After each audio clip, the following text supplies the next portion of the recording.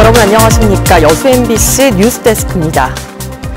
김영록 전남도지사가 내일 순천시와 여수시를 시작으로 다음 달 말까지 22개 시군에서 민선 7기 첫 도민과의 대화에 나섭니다.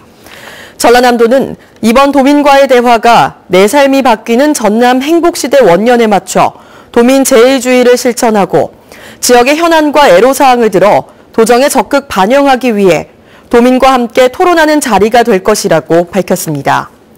전남도는 그동안 민박간담회와 사업장 방문 등을 통해 수시로 현장을 방문했지만 이번에 도정 전반에 대한 의견 수렴을 위해 첫 공식 일정을 마련할 것이라며 전남 동부 지역에서 시작하는 것도 남다른 의미가 있다고 덧붙였습니다.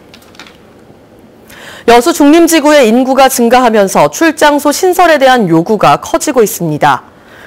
여수시의회 정현주 의원은 최근 임시회 본회의에서 소라면 전체 인구의 68%가 중림지구에 거주하고 있지만 면사무소가 원거리에 위치해 주민들의 불편과 민원이 이어지고 있다며 출장소 건립이 시급하다고 주장했습니다. 정 의원은 이어 출장소를 신설할 경우 경로당과 문화체육시설, 도서관 등이 포함된 복합 커뮤니티 센터의 형태가 바람직하다고 강조했습니다. 광양시가 신학기를 맞아 초중 고등학생들을 대상으로 운행하는 100원 시내버스 이용 홍보를 강화하고 있습니다. 광양시는 지난해 6월부터 도입했던 100원 시내버스 운행을 올해부터 초등학생에서 중고등학생으로 확대한다고 밝히고 학생들의 대중교통 이용 편의 확대에 나섰습니다. 광양시는 시내버스를 현금으로 이용하거나 다른 사람의 카드를 이용할 경우에는 할인 요금을 적용받을 수 없다며 교통카드를 구입한 후 이용할 것을 당부했습니다. 자치단체가 감시가 어려운 섬 지역의 공공기관 기간제 근로자들의 정규직 전환을 피하기 위해 편법 계약을 지속했다는 의혹이 제기됐습니다. 기간제 근로자 가운데 무기계약직 전환자를 선별하는 과정도 형평성에 어긋났다는 주장이 나왔습니다. 보도에 강서영 기자입니다. 육지로부터 약 40km 떨어진 여수시 삼산면 손죽도. A씨는 지난 2013년부터 2018년 초까지 손죽도에서 쓰레기를 소각장으로 운반해 태우는 기간제 환경미화원으로 일했습니다. 기간제 근로자법상 기간제 근로자가 근무한 지 2년이 지나면 무기계약직으로 간주돼 그에 준하는 처우가 지켜져야 합니다.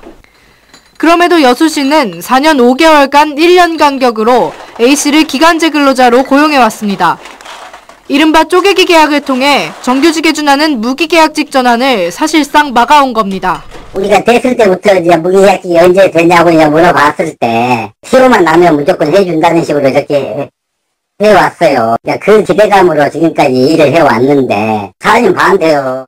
소각장이 있는 여수시의 섬에서 지속적으로 기간제 근로자를 고용해왔는데 취재 결과 5명이 기간제법 위반 우려가 있는 것으로 드러났습니다.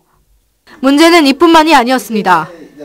지난 2017년 손죽도와 연도의 기간제 미화원 중 일부가 갑자기 무기계약직으로 전환됐는데 그 과정에서 전환 계획을 사전에 고지하거나 전환자 선발 기준을 설명하는 절차는 없었던 것으로 드러났습니다.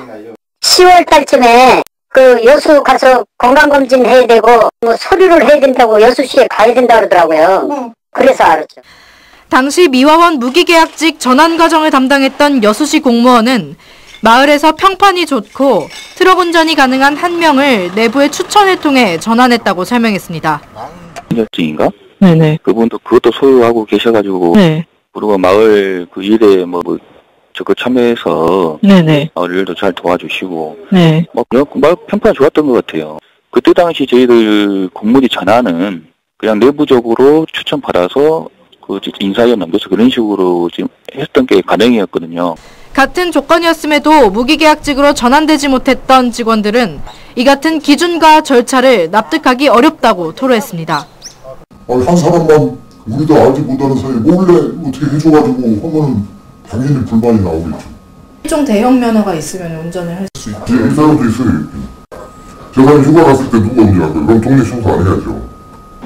정부의 가이드라인은 공공기관 비정규직 근로자의 정규직 전환 절차와 과정을 투명하게 공개하도록 권고하고 있지만 그야말로 권고사항일 뿐입니다. 공개적인 절차를 진행을 안 하고 공개적으로 안 했다라고 해서 그게 뭐 법 위반이다, 뭐 제재를 가하고 이런 성질은 못 돼.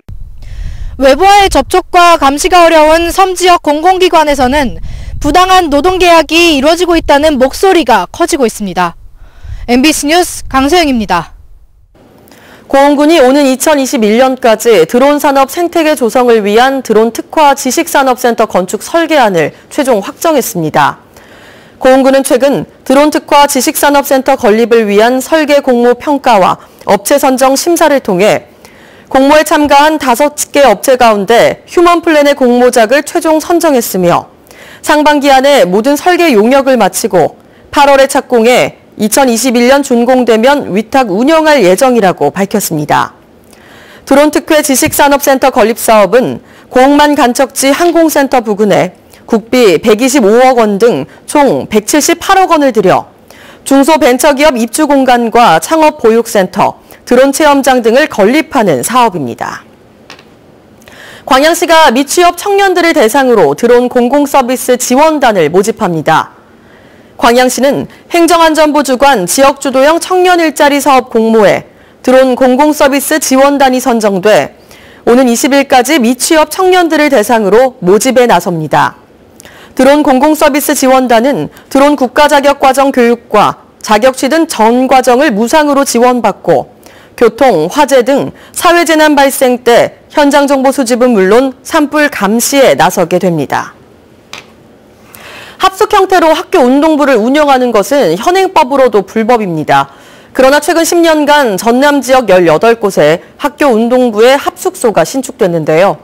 정부의 합숙소 폐지 방침에 따라 거액의 예산만 날리게 됐습니다. 신광하 기자가 취재했습니다. 운동부를 운영하는 목포의 한 고등학교. 지난 2017년 말 학교 운동부를 위한 합숙소가 신축됐습니다. 건축비로만 도교육청 예산 8억 원이 투입됐지만 운영되지 않고 있습니다.